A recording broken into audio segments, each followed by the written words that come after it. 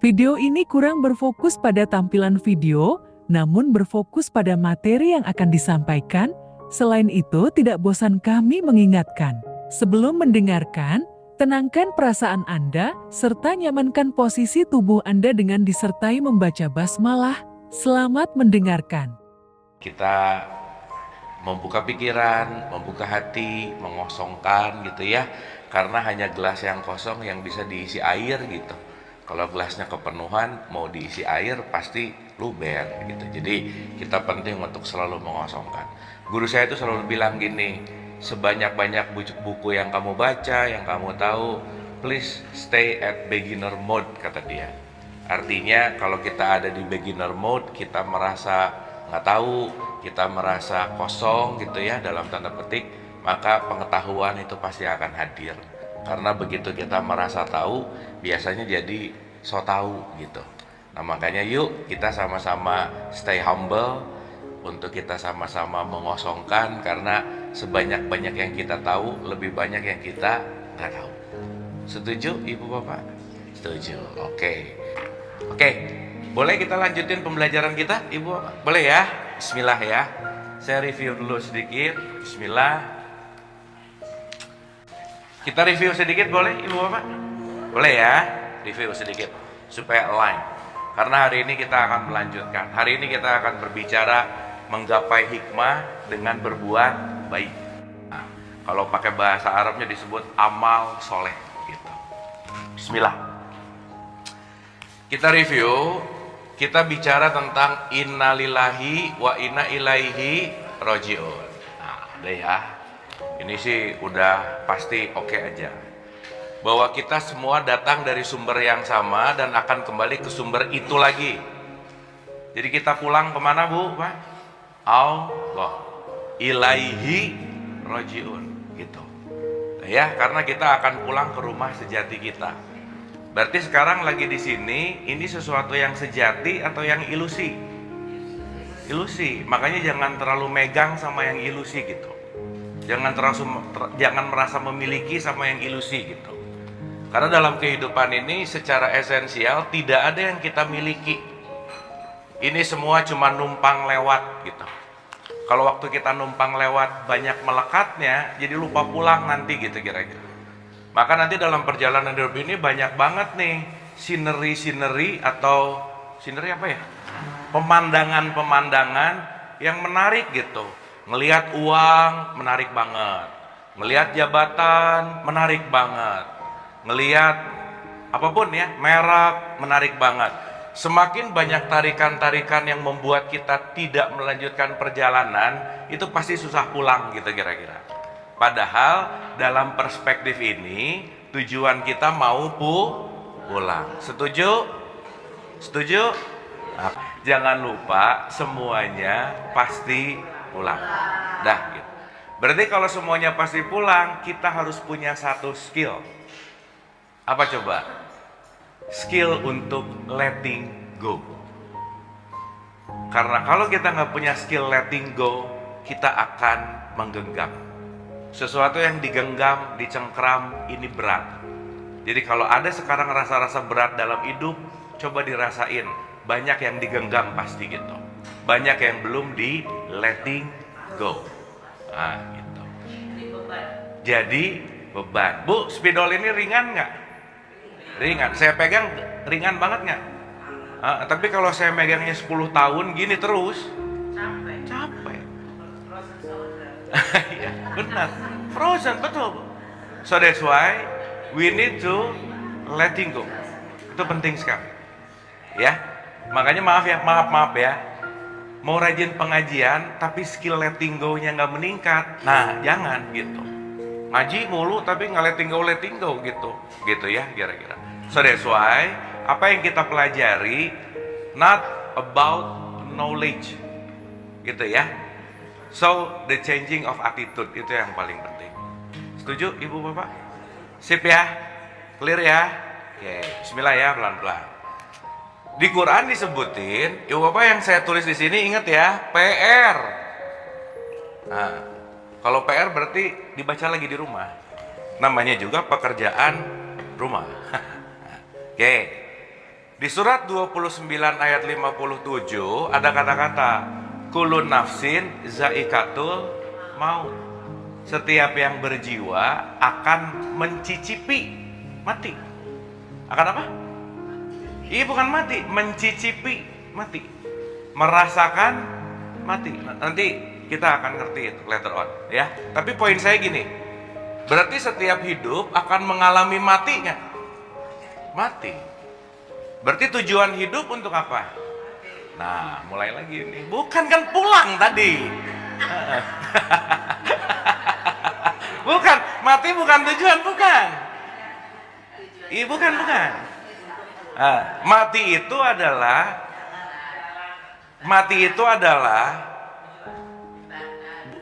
gini. Pasangannya hidup. Jadi mati dan hidup itu selalu berpasangan, nggak bisa lepas.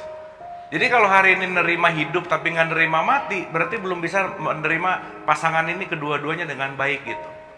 Makanya hari ini banyak orang takut mati, gitu ya. Nah, maka kita bagi 3 dulu hari ini. Bismillah ya. Nah, ibu dan bapak berarti mau pulang harus ada Google Maps-nya nggak? Harus ada petunjuk nggak? Harus. Makanya dikasih kitab suci. Kitab suci itu petunjuk mini, nanti kita ngerti.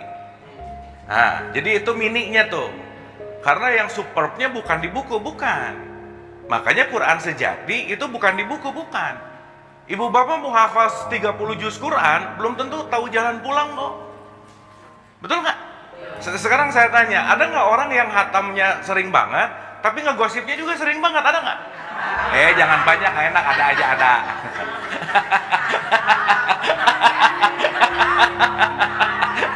Iya. Berarti ya balik lagi ya. Gini. Maaf ya, kita bagi dulu nih. Ibu dan bapak ini tolong diinstal, jangan lupa aja. Once ini kita ingat terus, kita akan melakukan perbaikan. Kalau ini nggak ingat, susah melakukan perbaikan. Saya kasih contoh. Maaf ya, boleh kita agak sedikit changing paradigm, boleh ibu? Changing paradigm itu hal yang paling susah dalam hidup. Kenapa? Kita terlalu melekat kepada paradigma lama kita gitu. Pokoknya kalau udah tahu gitu ya gitu. Selain gitu salah. Nah, udah tuh. Itu keras tuh. Maka semakin orang memegang, semakin keras, semakin kaku. Sesuatu yang kaku pasti cepat patah. So that's why kita penting untuk belajar melentur, flowing gitu. Makanya letting go membuat kita jadi jauh lebih flowing. Nah, orang yang kaku, orang yang over stress, itu pasti bentrokannya tinggi dalam hidup gitu. Makanya hidupnya susah bahagia gitu, Bu. Karena kenapa? Kaku gitu masalahnya. Salah dikit, nyalahin. Beda dikit, kafir. Beda dikit, neraka gitu. Padahal yang dia tahu cuman lingkaran itu aja gitu kira-kira. Sip ya, sampai sini ya. Oke ya, bismillah ya. Oke. Siap ibu bapak? Ih, jadi diam-diam gini, oke nggak ini? Oke, sip. Oke. Sekarang saya tanya, maaf ya. Coba renungin dulu pertanyaannya, renungin dulu, jangan langsung dijawab, jangan. Ibu bapak percaya Quran nggak? Hah? Oke, ini ada percaya, ada harus percaya lagi gitu. Oke, sekarang saya tanya, maaf ya. Percaya itu apa sih? Percaya itu apa sih, Bu? Oke, sekarang kita renungkan dulu ya. Gini. Dalam bahasa Arab, percaya itu namanya yakin. Nah, yakin. Makanya hadza basoirul linasi wa huda wa rahmatul liqaumi yuqinun. Quran itu statementnya adalah yuqinun. Yakin itu adalah percaya. Oke ya. Oke. Sekarang saya tanya. Orang yang percaya pasti beriman nggak? Atau gini, percaya sama dengan iman nggak? Nah, beda-beda nih. Sekarang rukun iman nomor 1, iman kepada Allah, mindset global, percaya kepada Allah, betul nggak? Nah, berarti yang harus kita ngerti dulu, yang disebut beriman itu level kepercayaan yang mana gitu maksudnya. Betul nggak? Makanya di surat 84 ayat 19, di situ ada kata-kata angtobakon, kamu melalui tingkat demi tingkat dalam kehidupan. Contoh. Ibu bapak waktu TK, SD, SMP, mindsetnya beda nggak? Beda. Percaya TK, percaya SD, kepercayaan TK, SD, SMP beda nggak? Sih. Nah jadi kalau sampai sekarang kepercayaannya masih pakai kepercayaan TK, berkembang nggak berarti? Enggak. Berarti mindsetnya stuck gitu kira-kira. Karena tidak melalui tahapan yang namanya perkembangan. Padahal salah satu sistem semesta kun fayakun. Kun fayakun itu artinya terjadi dan terus terjadi. Ini present continuous nih. Berarti hidup dinamis nggak? Dinamis nggak? Berarti benar salah dinamis nggak? Iya. Berarti kebenaran kita siang hari ini besok pagi bisa expired nggak? Yes. Mantap. Oke sampai sini? Oke sampai sini? Nah, sekarang pertanyaannya, kalau kita tidak mendinamis dengan kebenaran, berarti kita tinggal di masa lalu nggak kira-kira? Nah, gitu. Makanya hari ini banyak orang yang hidupnya di saat ini, tapi pikirannya di 10 tahun, 5 tahun yang lalu. Iya. Jadi masih ribet sama urusan 3 tahun yang lalu dia belum beres ini, 10 tahun dia ya. Jadi ketemu marah lagi, kesal lagi gitu. Akhirnya hidupnya di kepala, bukan di sini. Disitulah Quran mengatakan sedikit dari kamu yang bersyukur. Kenapa? Karena tidak mengalami kedinamisan hidup. Kenapa? Karena megang pokoknya. Nah udah gitu tuh. Berarti dia tidak belajar letting go. Sampai sini oke? Sampai sini oke? Oke, bismillah ya, pelan-pelan. Nah, jadi ulang. Anggap aja ini Quran gitu ya, ibu bapak ya. Anggap Quran nih. Kalau saya pegang Quran terus saya tanya, ibu bapak percaya Quran nggak? Sekarang ditambah, di level apa percayanya? Betul nggak?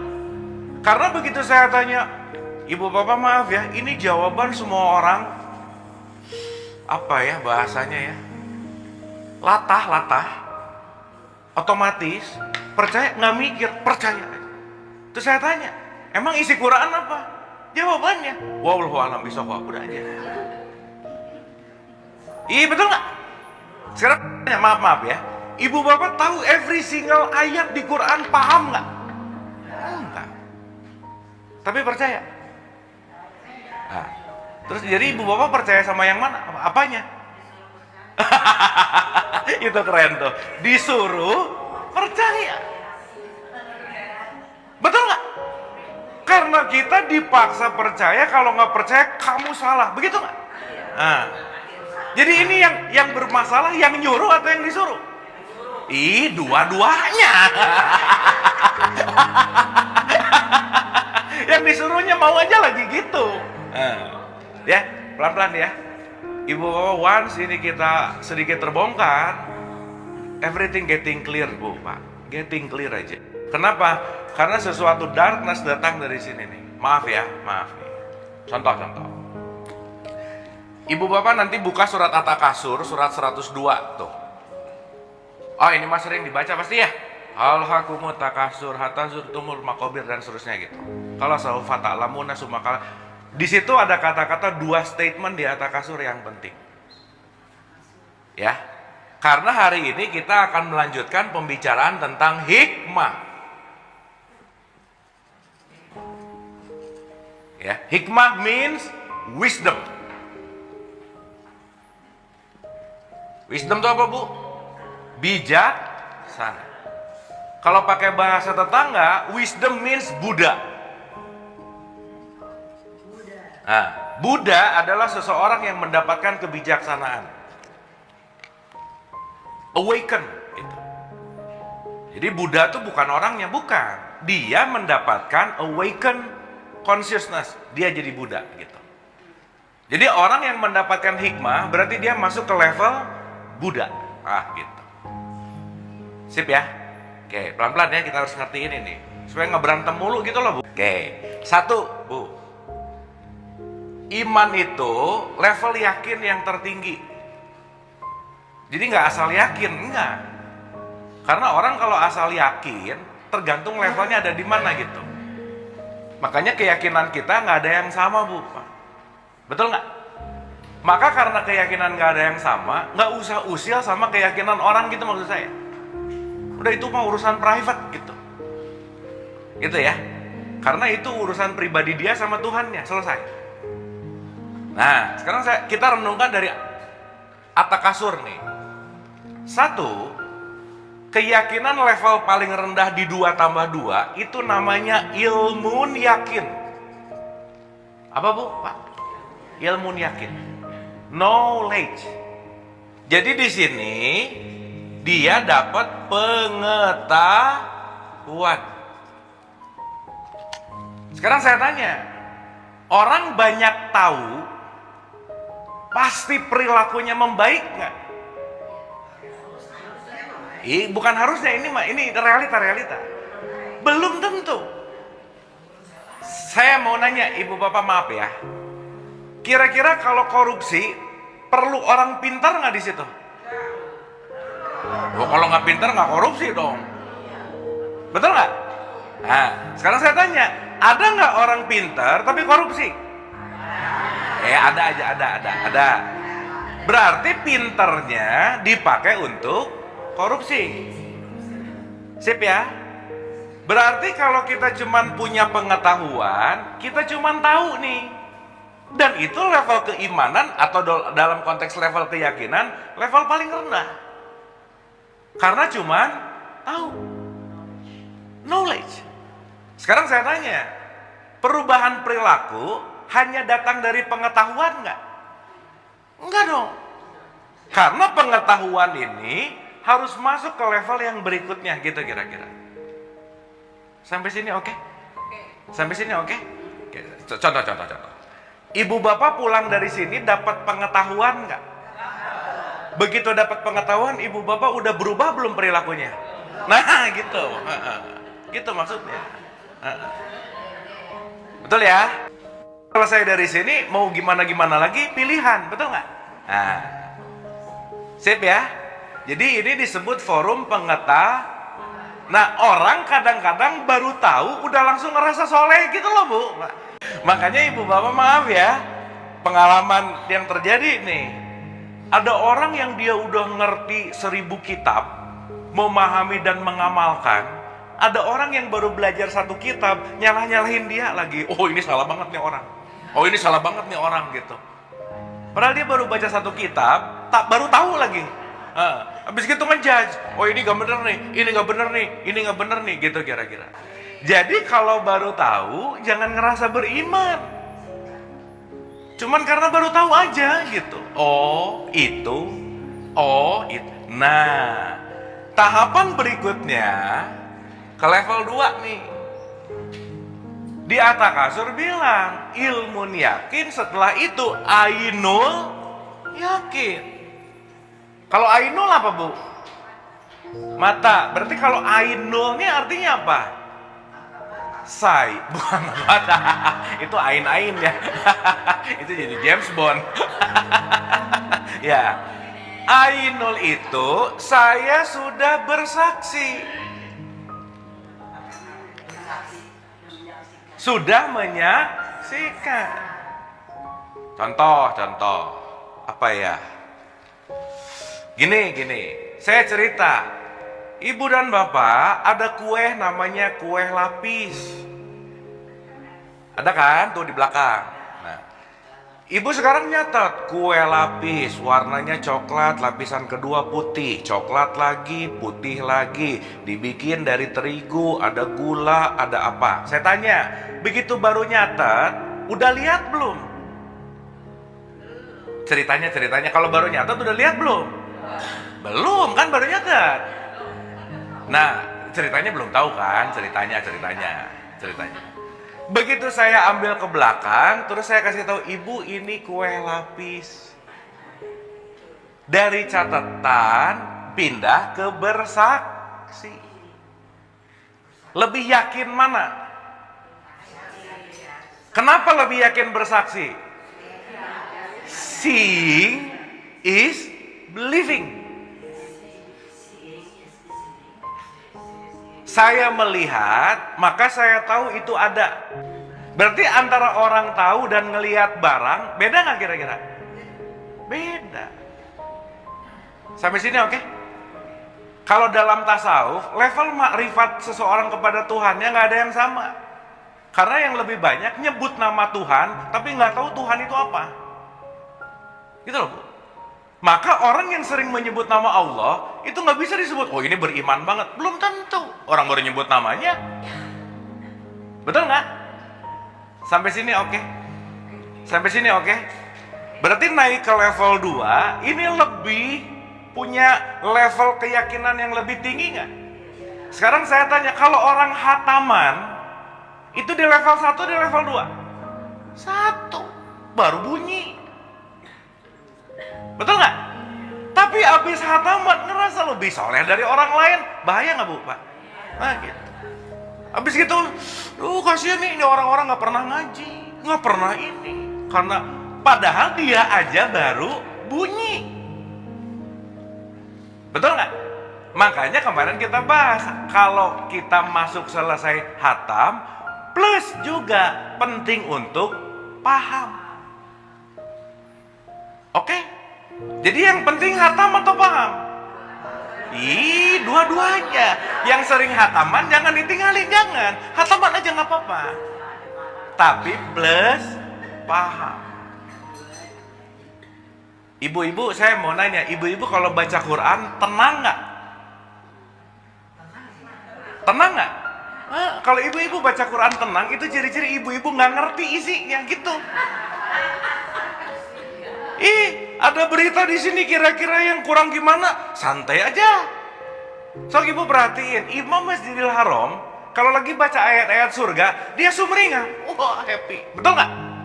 Begitu baca ayat-ayat neraka, agak-agak nangis tuh. Betul nggak? Ini makmumnya yang orang Indonesia, mau ayat surga ke ayat neraka, cengar-cengir aja gitu. Karena apa, Bu? Nggak ngerti. Bener nggak? Oke nggak? Makanya saya pinjam satu statement dari Gusmus nih. Gusmus tuh keren, nanya gini, kalian kalau baca Quran tersinggung nggak? Gusmus nih yang nanya ke audiens. Yang ditanya, tersinggung apa ya gitu? Ya, yang benar baca Quran, quote and quote ya, ngomong yang benar. Kalau baca Quran tuh ada rasa kesinggung. Apa coba kesinggungnya? Begitu baca ayat-ayat beriman, ya Allah, kenapa ini satu pun nggak ada yang mirip gua nih? Gitu, Bu, Pak. Begitu baca ayat-ayat orang yang kafir, ya Allah, ini gua banget semua ya, gitu. Bener nggak ini? Betul nggak? Jadi kalau orang baca Quran tenang, itu jangan-jangan nggak paham, nggak ngerti. Ada seorang ibu, anaknya sekolah di mana nih yang jauh lah, di Jepang aja, ya Jepang lah, nggak usah jauh-jauh. Si anaknya ngirim surat pakai bahasa Jepang. Begitu si ibunya nerima, anak saya dong ngirim surat pakai bahasa Jepang. Ibunya nggak ngerti. Ibunya nggak ngerti ceritanya kan.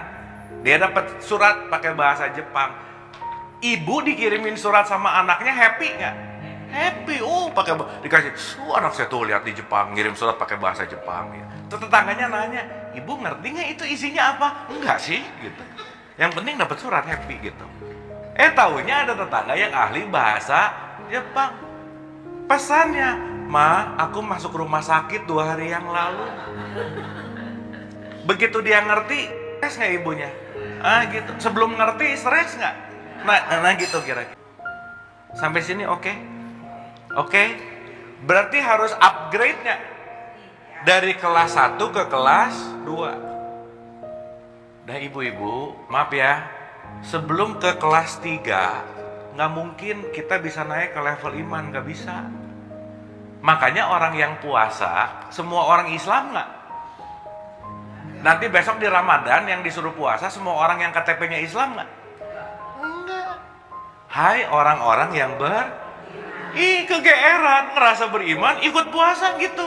Kamu mau nggak dihain gitu? Bisa nggak begitu? Bisa. Karena syarat mutlak puasa adalah iman. Kalau nggak beriman, puasanya cuma ngurusin bukanya pakai apa, bukbernya di mana, sahurnya apa, ngurusnya makan minum mulu, gitu loh bu. Betul nggak?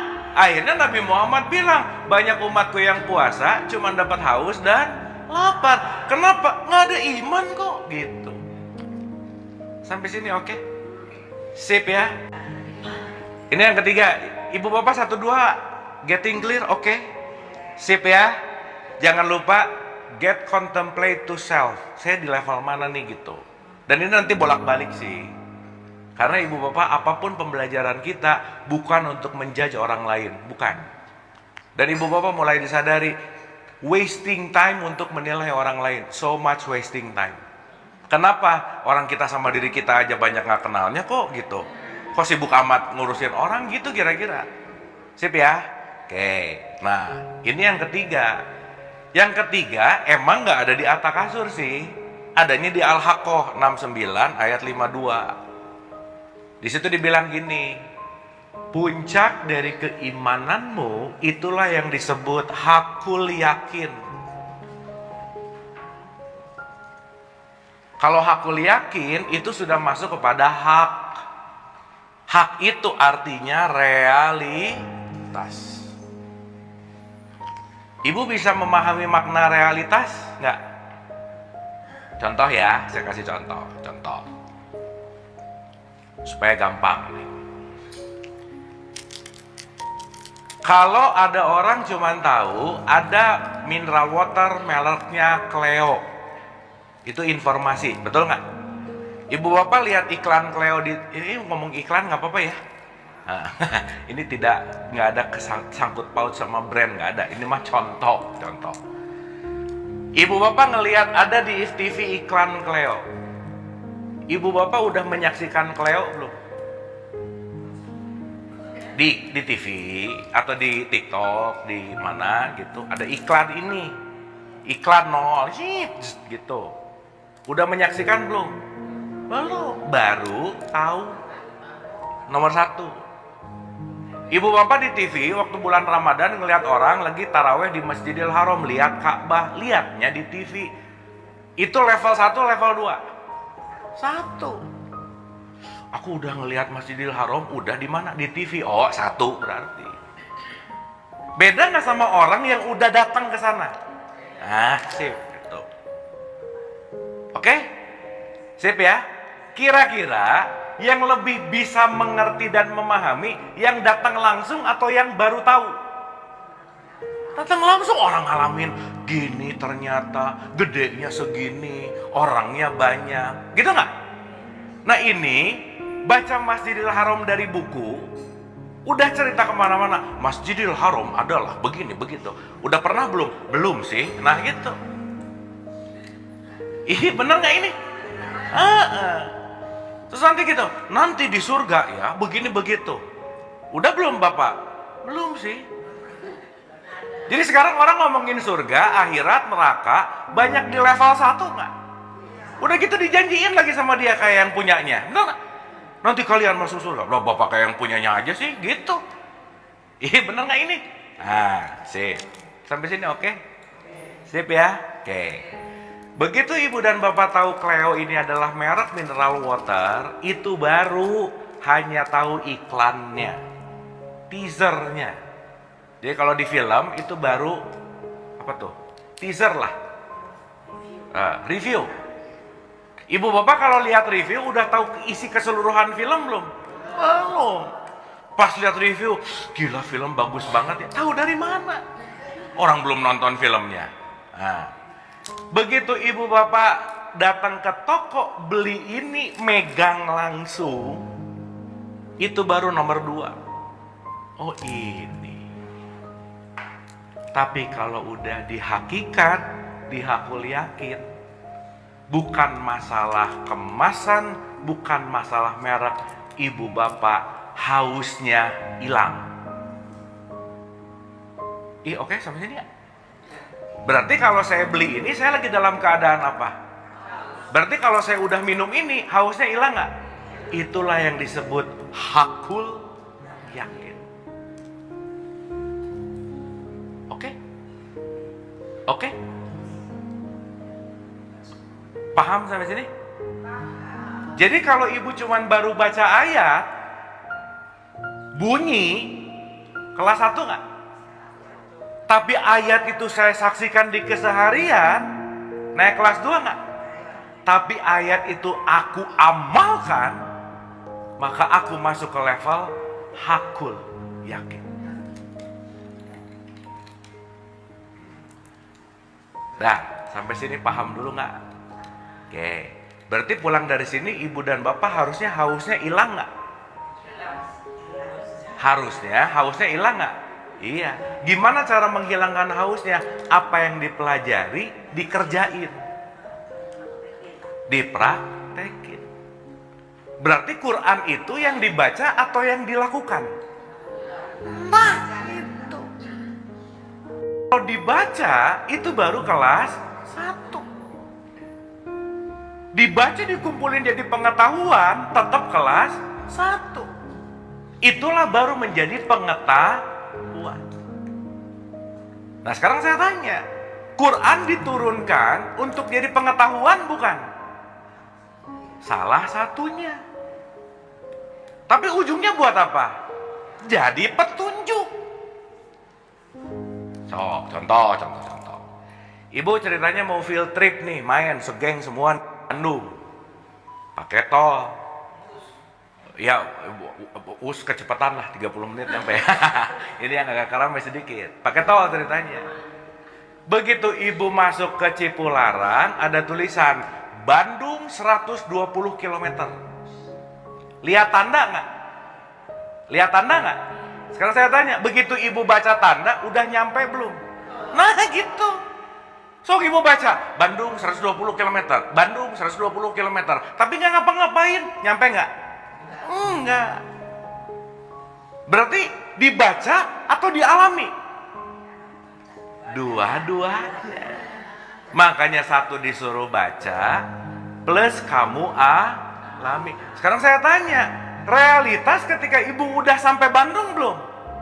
Iya, begitu nyampe Bandung, Shadaqallahul azim, nyampe, saya baca tadi Bandung 120 km, saya lalui mengikuti petunjuk, saya nyampe ke kota Bandung. Ada nggak orang ngomong mulu tapi nggak nyampe-nyampe? Ada nggak? Siapa bu? Calo.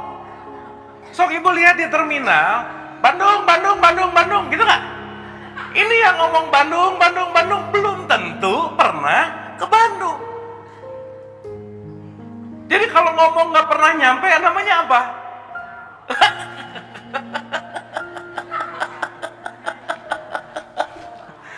Gitu ya.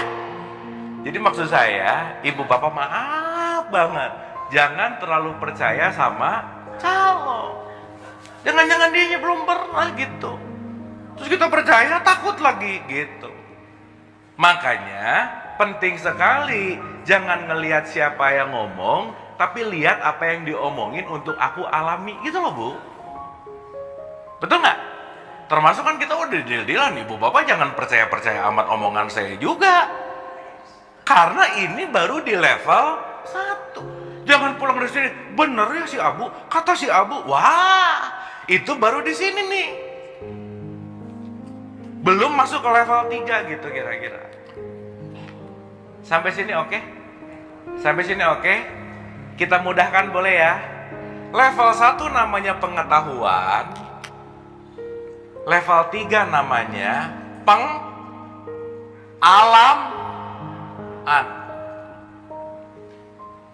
Karena sudah dialami.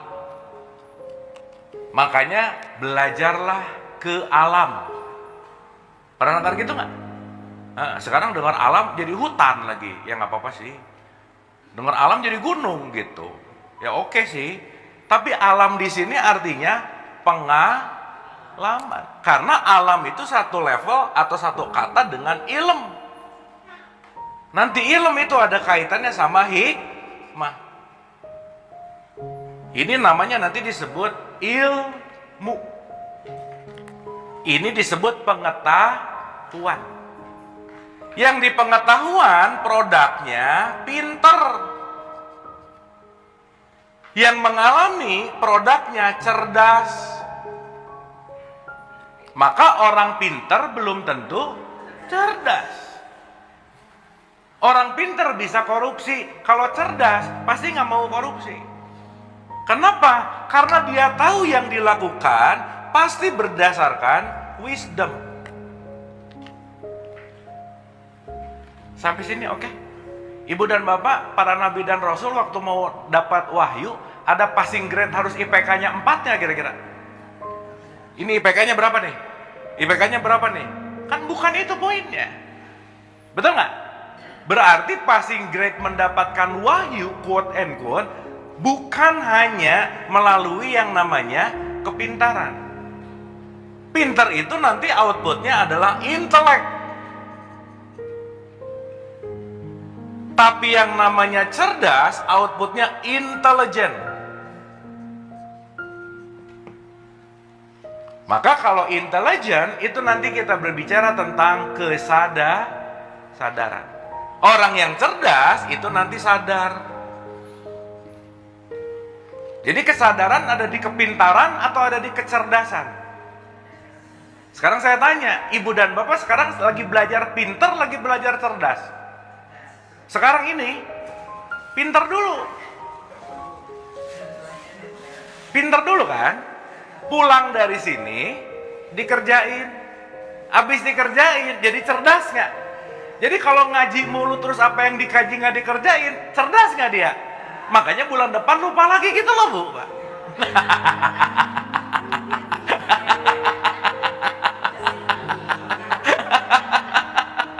Sip ya? Maka kenapa di surat 61 ayat 2 dan 3 kaburomatan indallahi antakulu malataf'alun. Allah tuh nggak suka kamu ngomong nggak sesuai dengan perilaku gitu loh Bu. Udah ya ibu bapak ya, kita langsung ke kata kuncinya. Kunci nih, pikir, ucap, laku selaras. Nah, pikir, ucap, laku selaras. Itu namanya Islam. Jadi kalau pikir, ucap, dan lakunya belum selaras, itu namanya kafir. Udah gitu aja. Apa Bu? Ya, sip ya. Berarti pikiran, ucapan, sama perilaku harus selaras nggak? Makanya kabura maktan indallahi antakulu malatafalun. Contoh, Allahu Akbar, Bismillahirrahmanirrahim. Ngomong nggak? Ngomong. Ucapan. Apa? Makna ucapan Bismillah apa? Ya Allah, atas namamu, aku ini penuh welas asih. Betul nggak? Selesai sholat, marah-marah. Aneh nggak? Tadi waktu sholat ngomong ucapannya welas asih, beres sholat nyuruh anaknya sholat marah-marah. Gimana sih? Connect nggak berarti? Maka di Quran disebut fawailul lil musholin, celakalah orang yang sholat. Waktu sholat ngomong Bismillah, selesai sholat welas asihnya nggak ada gitu loh Bu. Alhamdulillahirabbil alamin, segala puji milik. Selesai sholat, waktu ngasih nggak dipuji, marah. Makasih aja enggak. Masa begitu? Betul nggak? Berarti begitu saya melakukan sesuatu tidak sesuai dengan ucapan, Islam nggak kira-kira? Nggak. Sip ya? Jadi ibu bapak, kalau yang udah pasti-pasti KTP kita Islam, tapi kesadaran Islam belum tentu. Karena kesadaran Islam kita pupuk setiap saat selama kita hidup. Itu proses ongoing, proses at any time. Makanya kalau boleh pakai pelang nih, di semua manusia ini ada pelang gede di sini, under renovation gitu Bu Pak. Semuanya kita lagi mengalami renovasi. Nah, jadi ibu bapak kalau ngelihat orang nyebelin, gak apa-apa, under renovation, beres. Ada orang ngeselin, oh under renovation, udah. Karena dia under renovation, berarti kita juga under renovation nggak kira-kira? Makanya sama-sama hidup, udah gitu aja. Makanya nggak terlalu jadi kesel gitu, apalagi ngerendahin, apalagi gitu kira-kira.